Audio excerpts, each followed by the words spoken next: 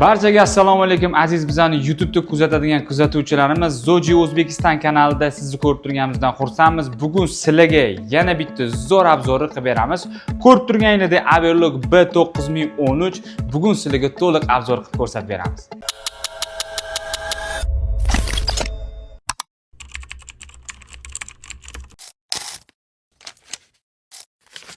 Ko'rib turganingizdek bu 4 ipli professional Averlock hisoblanadi. Bundan tashqari panel upravleniya bor, boshqaruv paneli, xullas hammasini xosligi birma-bir to'liq tushuntirib beramiz.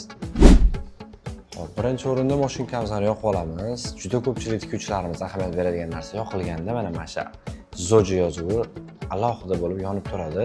Faqat original mashinkada bunaqa alohida yondashib ishlangan bo'ladi. Xo'p, ko'rib turganingizdek, shu kichkina boshqaruv panelimiz bor. Bu boshqaruv paneli chiroqchani, igna pozitsioneri va tezlikni past-baland qilish funksiyalari bor. Bundan tashqari PS knopkalarimiz ham bor. Bu asosan mexaniklarga kerak bo'ladi. Xo'p, endi ketma-ket bilan boshlaymiz. Mashinkamizda ko'rib turganingizdek, zashitkasi ham bor, ya'ni qo'l kirib ketishidan qo'rqlab turadi. Lock yozuviga tushdi degani bu детский rejim, ya'ni mashinka blokda. Yosh bolalar bosib tashlasangiz hech narsa qilmaydi. Blokdan chiqarish uchun P va S tugmalarini bossangiz yetadi. Xo'p, birinchi knopkamiz bu LED lampochkani knopkasi. LED lampochkamiz pog'onali, ya'ni bitta bossangiz sal yoritib beradi. Yana bitta bossangiz yanada ko'proq, yanada ko'proq va yanada ko'proq. Jami taxminan 6 ta rejimli. Mana hozir eng yuqori yorug'likka qo'yib oldik. Demak, bu knopkamiz yorug'likka javob beradi. Ikkinchi knopkamiz igna pozitsioneri, ya'ni tik bo'lganingizdan keyin igna tepada yoki pastda qolishini boshqaradi. Endi asosan Averlock ishlatadigan tikuvchilarimizda igna baribir tepada qolgani yaxshi. Bu knopkani bitta bosib qo'ysak, mana bu yerda kichkina tochka yo'qoladi.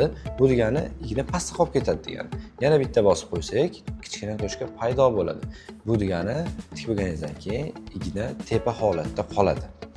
Mashinkamizning tezligini baland-past qilish uchun P va S knopkasini bitta bosamiz. P01 dan. Mashinkamiz maksimal darajadagi 6,5 ming aylana, ya'ni daqiqasiga 6,5 ming aylana qilib bera oladi. Va mana shu knopkalar orqali bemalol tezligini tushirib ko'tarsangiz bo'ladi. Xo'p, hozir o'rtacha tezlik taxminan 4,5 ming 5 ming tikishadi tikuvchilarimiz. 4,5 ming qo'yib olamiz. Xo'p, undan tashqari mashinkamizni bir sidra ichki mexanizmlarini ham ko'rishingiz mumkin. Hammasi a'lo darajada ishlangan va faqat original mahsulotlarda shu darajada detalli ishlangan bo'ladi. Keyingi lavhalarda, keyingi kadrlarimizda sizlarga mashinkamizni tikishini ko'rsatib beramiz, choklarini ko'rsatib beramiz va yana bir nechta qulayliklarni ko'rsatib o'tamiz.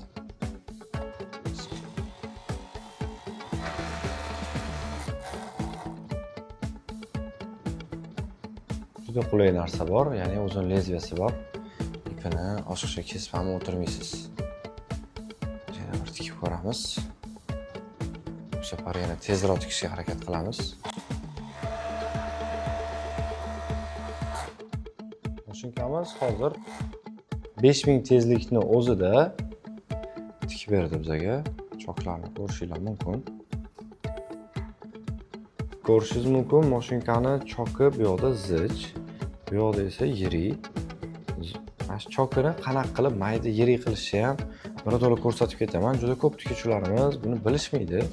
Mashinkamizni mana bu yerda bosiladigan bir vinta bor. Bosganingizdan keyin bu tarafda qulog'i bor mashinkani. Bu yoqda metkalari bor, ya'ni 1, 2, 3, 4, 5 bu millimetrlar. 1 millimetrga qo'ysangiz mana bu bo'sib turgan joyi bor. Shunga qarab orientir olasiz. 1 ga qo'ysangiz mayda bo'ladi. 3-4 ga qo'ysangiz o'rtacha, 6-7 ga qo'ysangiz choki juda yiriklashib ketadi. Shunga qarab bemalol regulovka qilib qo'ysangiz bo'ladi. Biz hozir yana qaytarib ko'p tikuvchilar ishlatadigan 3,5 mm ga qo'yib olamiz. Xo'p, mana bu joydagi belgilar nima desangiz, bu moy indikatori, ya'ni moyi qanchalik bor yoki yo'qligini ko'rsatib turadi. Bu yerda ko'rishingiz mumkin, ikkita chizig'i bor. Past chizig'ida bo'lsa, mana ichidagi qizil palochka past chizig'ida bo'lsa, bu moy qolmagan deb hisoblanadi va tepa qismida bo'lsa, moy yetarli darajada bo'ladi. Xo'p, va yonidagi yana bir joyimizda bu yoqda mashinka moyini sachratib turadi, ya'ni kompressiya qanchalik yaxshiligini ko'rsatib beradi. Mashinkani moyi yetarli darajada bo'lsa va soz holatda bo'lsa, tikkaningizda bu yoqda moy aylanib turganini o'zingiz ko'zingiz bilan guvohi bo'lishingiz mumkin. Nimaga aytsangiz, mashinka o'zini o'zi moylash sistemasiga ega. Mana bu temir qismi nima deb so'rasangiz, bu lapkani, ya'ni mana lapkamizni bosimini belgilab beradigan qismimiz bo'ladi. Buni asosan mexaniklar ishlatishadi. Nastroyka jarayonlarida va bu yerda orqada metal qismimiz bor yana.